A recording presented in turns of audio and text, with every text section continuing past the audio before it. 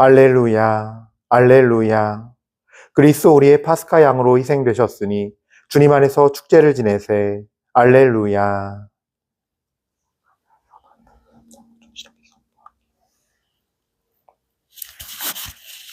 주님께서 여러분과 함께 또한 사제의 영과 함께 요한이 전한 거룩한 복음입니다.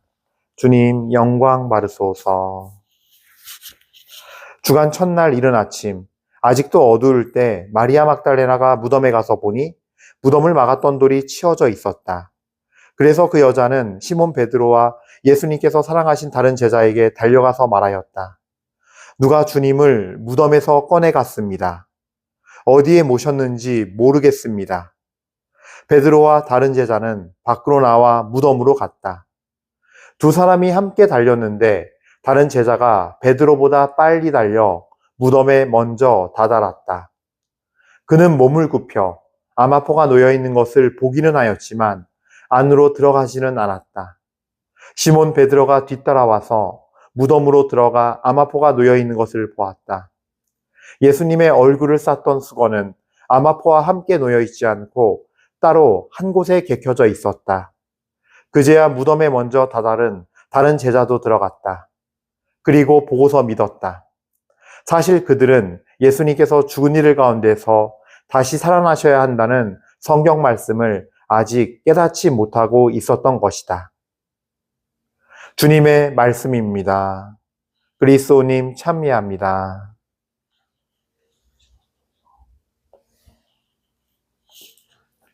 찬미 예수님, 우리 사랑하는 1830 교우 여러분들, 먼저 주님의 부활을 축하드립니다. 예. 그런데 저는 인사를 항상 나누는데, 그런 생각을 해요. 예. 왜 주님의 부활을 축하한다고 인사할까, 우리가? 한번 생각해 보신 적 있으세요? 이게, 만약에 예수님의 부활이 그냥 예수님의 부활 사건, 그러니까 예수님 개인만의 영광과 예수님 개인의 어떤 업적으로 끝나는 거면, 그러니까 우리에게 우리가 아무것도 얻는 것이 없고, 배울 것이 없고, 우리에게 아무것도 주어지는 것이 없다면, 그냥 예수님한테 예수님 부활 축하드립니다 하면 되는 거예요. 예수님 개인의 거니까, 업적이니까. 근데 우리는 예수님 부활을 축하합니다 하면서 형제님들, 자매님들이랑 같이 인사를 나누잖아요. 그 이유는 그런 것 같아요. 이 예수님의 부활이 예수님 당신의 것이 아니에요. 우리의 죄를 위해서 우리 모두의 죄를 다 용서하시려고 모아서 그 십자가상에서 당신 자신을 바치셔서 죽으신 이후에 부활하심으로써 우리에게 우리의 죄를 다 용서해 주시고 우리에게 당신의 그 나중에 있을 그 영원한 생명을 우리에게 미리 보여주시고 나눠주셨기 때문에 그분이 부활하심으로써 우리가 깨끗이 용서받았기 때문에 만약에 죽어서 끝났다면 이거는 뭐 아무것도 아니잖아요. 다 사람은 누구나 죽잖아요. 그걸로 끝나잖아요. 예. 근데 부활하심으로써 죄와 죽음을 물리친 상징이 됐을 뿐만 아니라 나 혼자만의 글로리가 아니신 거예요. 그러니까 예수님도 나 홀로 글로리, 영광 받으시는 게 아니라 이 영광과 생명을 우리에게 다 무상으로 주신 거예요. 당신 은총으로. 예. 그래서 우리가 부활을 축하합니다라고 인사해야 되는 거예요. 예. 그리고 이 부활의 체험에서 가장 중요한 건 다른 게 아니에요. 오늘 요한복음 20장 8절 말씀이죠. 그리고 보고 믿었다. 이 보고 믿었다가 중요한 거예요. 우리는 지금 예수님이 부활하신 무덤을 직접 갈 수도 없고 볼 수는 없어요. 근데 제자들에게 있어서도 예수님의 부활 사건은 믿음으로써 이루어진 거예요. 예. 이게 참 놀라운 신비예요. 그래서 신학교에서 예전에 어떤 일이 있었냐면요. 제 이제 후배들이 저희 학교 강의실 앞에 문 나오면요. 강의실 앞에 이렇게 난간이 하나 이렇게 있는데 그게 좀 높아요. 근데 이제 어떤 후배 지금 친구님 잘 살고 있어요. 이 후배가 장난 삼아서 이제 막 이렇게 점프해서 거기 올라가고 내려가고 한 거예요. 근데 이렇게 한번 딱 올라가다가 점프가 충분하지 않았던 거죠. 이렇게 탁 서야 되는데 이렇게 해서 이게 걸리면서 팍 찡긴 거예요. 그러니까 이게 제대로 안 올라가서 걸리면서 미끄러지면서 정강이를 모서리에 꽝 찡겼는데 이게 좀 심하게 찢어졌어요. 거기 모서리가 이 상악 모서리가 날카로웠거든요. 근데 이제 이게 나중에 오후 한 5시 무렵에 소문이 어떻게 나냐면요. 그 친구가 다리가 부러졌다고 소문이 난 거예요. 이제 본 사람들은 그냥 막 많이 찢어져가지고 좀 이렇게 많이 깊이 찢어진 건 사실이어서 병원을 가긴 했는데, 예. 그 좁아 터진 신학교에서도, 신학교 그렇게 넓지 않아요. 그 좁은 신학교에서도 몇 시간 만에 소문이 그렇게 바뀌어요, 말이. 제가 이제 이런 얘기를 왜 하냐면요. 제자들도 똑같은 부활 사건이지만 경험한 게 다 달라요. 예. 다르고 전에 듣고 눈으로 확인하고 전에 듣는 얘기를 또 듣고 해석하고 느낀 것도 달라요. 그러기에 중요한 거는 믿음인 거예요. 그리고 그것이 다, 이 제자들의 경험이 다르다는 걸 어떻게 알 수 있느냐? 마테오, 마르코, 루카, 요한의 이 부활한 그날 아침의 사건을 기술할 때 내용이 조금씩 다 다르거든요. 그래서 우리가 예수님이 부활했는지 안 했는지에 대한 사건은 그날 그 시간에 있었던, 같은 자리에 있었던, 또 같은 공간에 있었던 그 제자들에게도 약간씩 차이가 있어요. 신학교에서 직접 목격하고 본 친구들의 이야기가 아닌 이상, 좀만 말이 번져나가면 몇 시간 뒤에는 좀 심하게 찢어진 애가 그냥 다리가 뼈가 부러졌다고 소문나는 거예요, 몇 시간 뒤에는. 예. 그 한 공간에서도 그런 일이 벌어지는데, 이 예수님의 제자들도 마찬가지였다는 거죠. 그래서 우리가 중요한 건 믿음이에요. 근데 이거를 믿기 위해서 또 분석한답시고, 또 정말 면밀히 알아본답시고, 이거를 신문 기사 레포트처럼 육하원칙에 의한 내용으로 맞춰보면서, 그러니까 예수님이 부활했네, 안 했네. 그러니까 이 부활이 어떻네, 저쩌네. 나는 믿네, 안 믿네. 로 가면 안 돼요. 중요한 거는 이 제자들의 어떤 내용과 기술은 다르지만 중요한 것은 예수님께서 부활하셨다는 것이고, 이 부활은 우리의 죄를 용서하시고 우리를 구원하셨다라는 구원의 선물을 우리에게 주셨다라는 거예요. 예. 우리가 예수님, 그래서 우리가 믿어야 되는 거예요. 그래서 더 중요한 거는 만약에 이 부활한 사실을 받아들이고 믿지 못한다면은 우리의 죄는 그대로 남아 있는 거예요. 또 얼마나 무서운 얘기입니까? 예. 그래서 예수님께서는 우리에게 저는 어떤 그 신부님께서 강의 중에 하신 말씀인데, 전 그 말씀에 되게 공감하는 게 뭐냐면요. 이게 예수님이 우리 죄를요, 선결제하신 거예요. 당신은 우리를 대속하심으로써, 우리 한 명 한 명을 다 당신의 피값을 주고 사심으로써 먼저 선결제하신 거예요. 그럼 우린 뭐예요? 우리는 그걸 갚아나가야 되는데, 갚는 방식의 1번이 믿음이에요. 그래서 주님께서 나를 위해서, 나의 죄를 위해서 대신 죽으셨기에 내가 죽어야만 하는 거예요. 나 역시도. 예. 근데 그 죽음은 어떻게 하느냐? 1번은 주 예수 그리스도께서 나의 구세주이시고, 어떻게 나를 구원해 주신 구세주시냐? 나를 위해서 십자가에서 못 박혀 돌아가시고, 당신의 목숨으로 죄를 용서해 주시고, 당신의 죽음으로 나의 죄를 다 용서하시고, 나를 대속하시고 나를 사신 거예요. 당신의 피값으로. 그리고 나에게 영원한 생명을 주신 것. 그렇게 나를 구원하신 구세주라는 것을 믿는 사건. 그 믿는 사건이 바로 우리가 부활을 체험하는 사건이라는 거죠.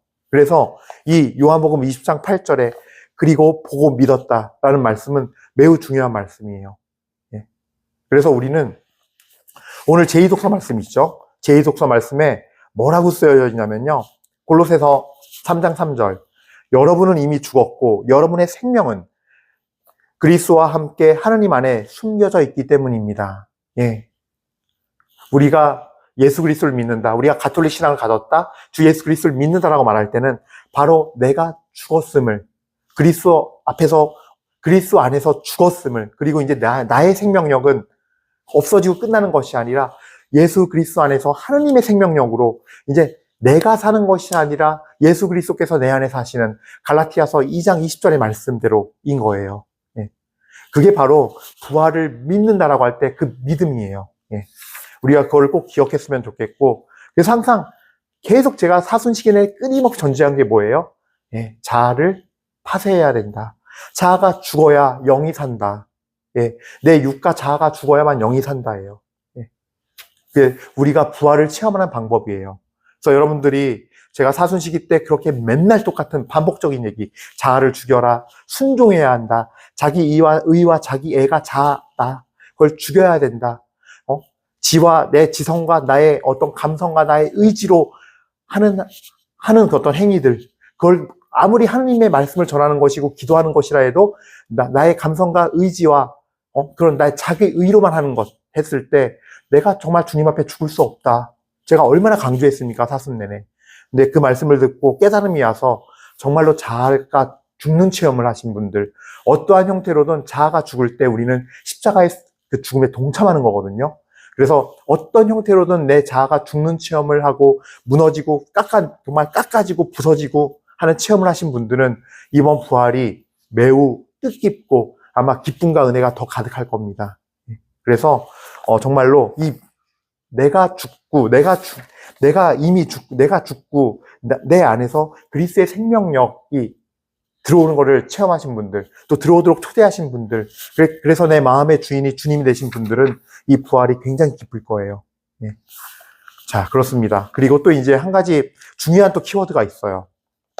뭐냐 하면요, 우리는 이제 부활 시기 동안 사도행전의 말씀을 거의 대부분의 시간 들을 거예요. 그러니까 제가 정확히 부활 몇 주까지 듣는다, 이거는 말씀 못 드리겠는데, 이제 사도행전을 계속 듣게 돼요. 원래는 제1독서는 구약 성경 말씀을 들어야 되는데 주일 미사 때로 제1독서로 사도행전 말씀을 들을 거예요. 근데 그 이유가 있어요. 부활에서 핵심 키워드 중에 하나가 뭐냐면요, 우리 사도 바오로께서도 말씀하셨는데, 네, 주 예수 그리스도의 증인이 되는 거예요. 그래서 복음을 전하고 그분을 증언하는 것. 예. 그래서 부활을 체험하고 부활의 영성을 살아가는 사람들은 내가 죽고 그리스도의 생명력이 내 안에서 살아나고 살기 때문에 약동치는 그 주님의 사랑 안에서 내 삶 자체가 주인이 바뀌었기 때문에 말과 행동으로 주님을 전하게 돼 있어요. 사도들도 그래서 베드로도 성령을 받고 뛰쳐나가서 주님의 말씀을 전하기 시작했을 때 사람을 낚는 진정한 어부가 된 거예요. 그전까지는 사람 낚는 어부가 아니었어요. 부활을 체험하면서 성령을 체험하고 주님의 생명력이 완전히 이 안에서 꽃피고 약동하게 될 때 그때 나가서 주님을 전하기 시작했는데 내 자아가 완전히 죽고 없어지고 주님의 생명력과 주님의 자아, 하느님의 그 생명력이 안에서 성령에 의해서 약동치기 때문에 내 자신의 일을 더 이상 안 하는 거죠. 자기가 죽었기 때문에 더 이상 어부가 아닌 사람을 낚는 어부가 되는 거죠. 베드로 사도 역시. 그런 모습들을 우리가 묵상하면서 우리도 그렇게 살아야 한다라는 거예요. 메시지예요. 그래서 부활 시기의 대부분의 시간을 우리는 사도행전 말씀을 독서 말씀으로 계속 듣게 될 겁니다. 그것은 우리가 듣고 사도들을 본받아 우리 역시도 내 자아가 온전히 죽고 그리스도의 자아, 그분의 자아가 내 안에 내 영을 온전히 덮어서 성령 안에서 우리가 살아가야 한다는 것입니다. 그리고 우리도 우리 삶에서 정말 주님을 증언하는 것, 섬김, 봉사, 자선, 그리고 기도의 자리에서 기도와 회개, 그리고 그 기도의 자리에서 주님 말씀을 듣고 순종하는 것. 그럼으로써 진리를 따라 살고 그 진리를 따라 살 때 하느님의 그 영이 우리에게 더해져서 우리가 은총과 진리가 충만해지는 그런 삶을 사는 사람으로 변화되는 것이죠. 요한복음 1장 14절에 그분께서 우리에게 오셨고 그분은 은총과 진리가 충만한 분이셨다라고 기록되어 있습니다. 즉 은총과 진리가 충만해진다는 것은 우리가 그분처럼 된다는 것, 그리스도화 된다는 것이에요. 그래서 이 부활의 시기는 우리가 주님의 증인이 됨으로써 은총과 진리가 더욱 충만해지는 삶, 그런 시기, 또 우리가 그런 시기를 살아가는 것이고 또 그렇게 우리의 삶이 도약하는 것이고 변화되는 것입니다. 그래서 이 증인이란 말 많이 듣게 되고 우리가 부활 시기 동안 정말 많이 묵상해야 될 단어입니다. 그래서 오늘 다시금 부활을 축하드리면서 첫 번째로 우리가 부활을 체험하려면 믿어야 한다. 믿음 안에서 해야 한다. 두 번째로는 우리는 그 믿음으로써 주님의 부활을 받아들일 때 그리스도의 생명력이 우리 안에 약동하게 되고 내 자아가 또 죽어야 한다. 역시 마찬가지예요. 그리고 내 자아가 죽어질 때 그리스도의 생명력이 내 영을 가득히 채우고 육이 죽고 영이 사는 역사가 있고 그럴 때 우리는 증인으로서 주님의 말씀을 전하고 주님을 증언하고 증거하면서 사는 사람으로 변모되게 된다. 라는 거 꼭 기억하셨으면 좋겠습니다. 주님의 부활의 증인이 됩시다. 아멘. 잠시 묵상하시겠습니다.